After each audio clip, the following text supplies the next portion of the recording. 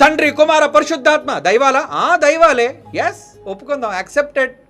కొడుకు తండ్రి కాడు, పరిశుద్ధాత్ముడు తండ్రి కాడు, ఒక్క తండ్రి. ఎవరైనా? అందరికీ తండ్రి అయిన యెహోవా ఉన్నవాడు. మరి ఆయన మాత్రం నిత్యుడా? లేదు. కుమారుడు ఆయన నిత్యుడే, పరిశుద్ధాత్ముడు కొడుగ్గా ఆయన నిత్యుడే. మరి మనందరం కూడా నిత్యులమే. మరి దేవుడు ఒక్కడేనా? ఒక్కడే, ఆయన తండ్రి అయిన దేవుడు. మిగతా వాళ్ళు దైవాలు కారా? దైవాలే, కుమారులైన దైవాలు. మరి మనమంతా ఎవరు? మనం కూడా దైవాలమే. అందుకే సింహాసనం మీద కూర్చొని పెట్టుకుంటాను అన్నాడు. ఎన్ని మాటలండి!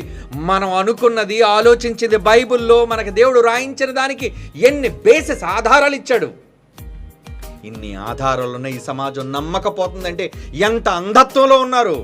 బైబిల్ సిద్ధాంతం గొప్పది, బైబిల్లో రాయబడిన మాటలు గొప్పది. నేను, నన్ను పంపిన తండ్రి కూడా ఉన్నాము. అన్ని కాలాల్లో మేము ఉన్నాము. అది ఆదికాండం 1వ అధ్యాయంలో మనము అన్న అక్కడ మేము ఉన్నాము. ముగింపులో కూడా మేము ఉంటాము. నేను నా తండ్రి యొద్దకు వెళ్ళి ఆయన సింహాసనం మీద కూర్చుంటాను, కుడిపక్క మిమ్మల్ని కూడా కూర్చోబెడతాను. నా తండ్రికి నేను లోబడిపోతాను. ఎంత అర్థం! ఈ మాటలు ఎక్కడైనా బైబిల్కి భిన్నమైన మాట మనం చూపించామా? బైబిల్లో లేని మాట ఊహాగానంతో మనం చెప్పామా? లేదే. మనం పలికే ప్రతి మాటకి రెఫరెన్స్ రెఫరెన్స్ రెఫరెన్స్.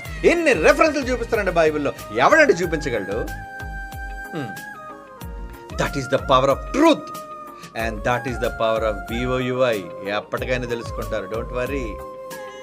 దాని గొప్పతనం ఏంటో, సత్యం యొక్క గొప్పతనం ఏంటో విందురు గాని. So children, get ready for the next episode on Saturday.